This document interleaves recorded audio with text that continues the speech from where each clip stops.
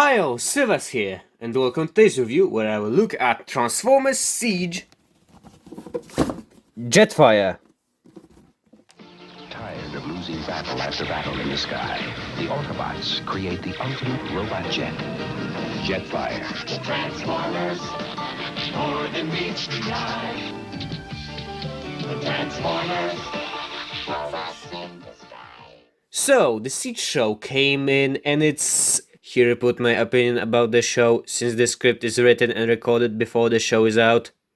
But no matter what do you think about the show, we can all agree that Siege gave us some really nice toys. Which isn't one of those! Ugh! I mean, the toys were depicting all of our G1 favorites, and flywheels, and the Cybertron modes.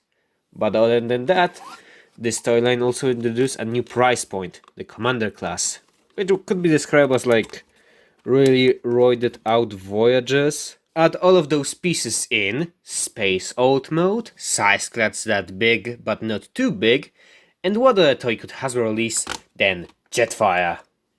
In his bio, Jetfire was described as a scientist that didn't like fighting. He used to be friends with Starscream, but when he joined the war, he decided to go to the Autobot side, since Starscream deceived him to join the Decepticons, so he could use his power and size as a one-way ticket to overthrowing Megatron. G1 toy was an adaptation of Takatoku Toys' Macross Valkyrie, which means that the original toy was big and didn't match the style of the other toys, which were adapted from Diaclone. But let's stop looking at the past and let's get in the present. This toy was released in the year 2019 in the Siege toy line, in the earlier mentioned Commander class. Jetfire is a 30cm giant, molded in colors of white with red details, while most of his joints are kept in gunmetal. He has a bunch of lovely molded in smaller details, like all those small panel lines, or this clear plastic brain compartment, or this simply lovable Jetfire face. Also, like, I really like Jetfire's intake tits and his backpack. Damn, it's just so lovely. No joke, it feels like they simply materialized the animation model into a toy with some power of dark magic. My only issue is with paint in his feet. I know it's a big nitpick, but it simply feels weird that on the top they are painted this nice gunmetal, while the bottom is white as snow. Now, let's look at his gimmicks. And damn, he has a lot of them. First, we have faction changing. As I mentioned earlier, Jetfire was a Decepticon for a while, and if you want to recreate it, you can do it by spinning his faction symbol. In the trailers, Jetfire is depicted as a Decepticon, but I'm 100% sure he will have some weird redemption arc, where he like saves Optimus or something. Second gimmick is the combat system, which as we know from Sideswipe reviews simply means a bunch of 5mm ports. But to talk about all the weird and wacky combinations you can do with this toy like 6-gun, first I need to introduce Jetfire's accessories. I will fucking cry trying to say all those names.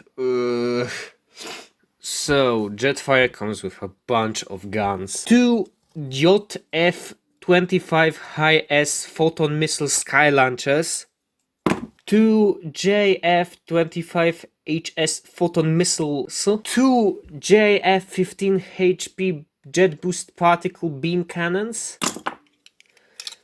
2 SFM-25 radiograph boosters, a Sky Shield earlier armor, and a Sky Shield battle mask. The mask and armor are accessories that can be mounted on Jetfire to make him look more like his G1 toy, while his main gun can either be kept as one double-barreled rifle, or it can split into 2 different blasters. This is a really fun mechanism in my opinion, since a lot of time when Takara designs guns that simply split into 2, they have 2 handles, but they fix that by simply having one of the handles molded in with like a handle in the middle, which is really good. I wish they did it to more toys with like splitting guns. It's a really big trouble that like plagues Titan's Return, in my opinion. with a lot of those seat guns. You can like comfortably hold them in one hand. They will always like stick out a little left or right. But I'm kinda sad that none of the guns look like the G1 gun, since I really like that design. The closest you can get to the G1 gun is by splitting the main gun and taking like one of those rockets, but it's still like a little bit too small. Oh, also, he comes with 6 new blast effects, which are some of my favorite. It's the same plastic color as the Smashdown effect piece. They are really cool, they can work as either shoot pieces, or his guns, or as effects for his jet boosters, which make him look really good when put in like a flying pose. And they're one of my favorite ones, since as I said, they are really versatile and can be used in many ways. He also has openable wings. Hasbro probably engineered that to make the toy able to look like a proper jet while also keeping the sort of wing animation model, where they made them really tiny. But I personally like to keep Jetfire in this way with open up wings. It simply looks much better in my opinion. Maybe they also changed it since they were scared that Takatoku would sue them. A lot of time Hasbro when they release a G1 accurate Jetfire, they have issues with that. Harmonic Gold, you're trash from what I know. The Macross fandom doesn't like you. In the articulation section, Jetfire has a rotation in his head. He can move it up and down. His shoulder can rotate. Move outside and in. Rotate in the bicep. Bend in the elbow.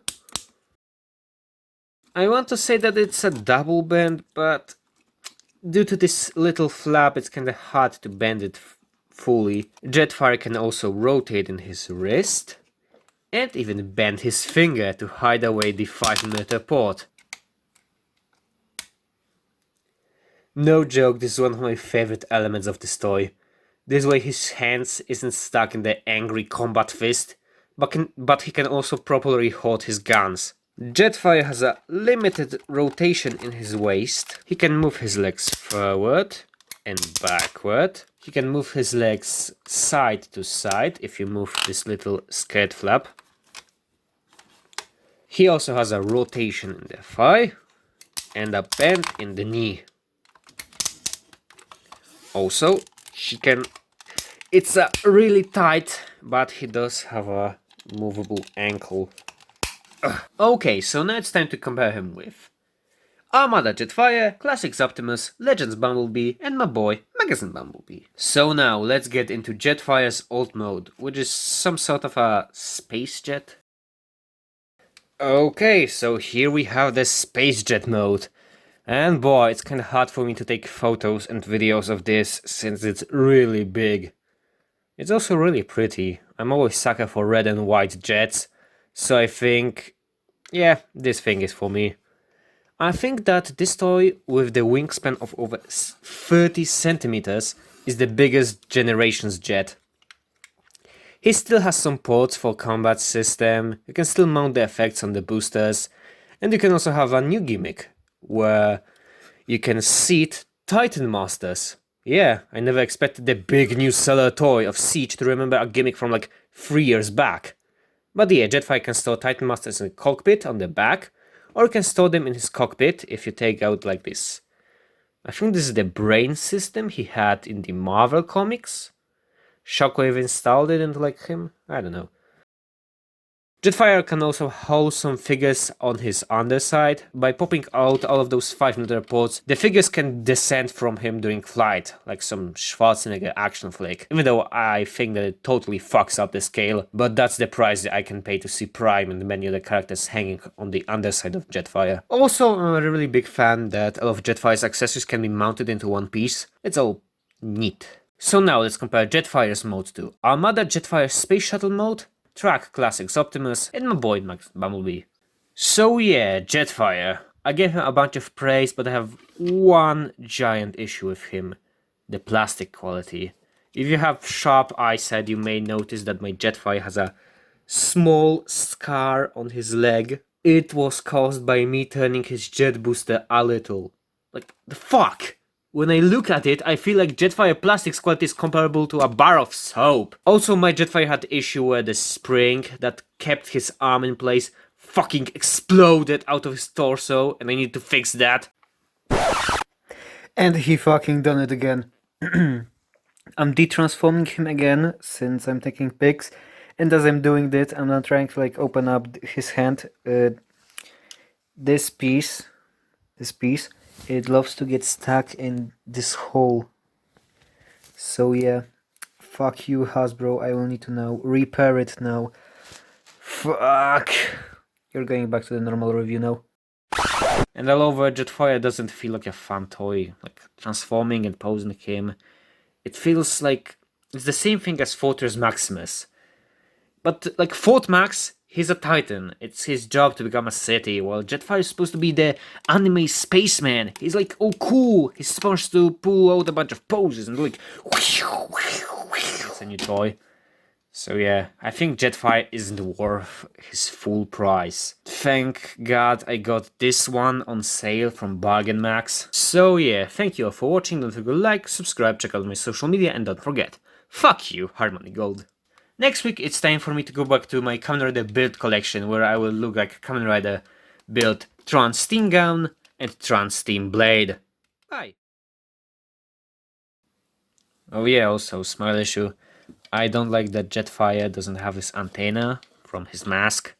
Hasbro probably removed them since Harmony Gold are a bitch and they're always trying to copyright Jetfire every time he gets a new toy.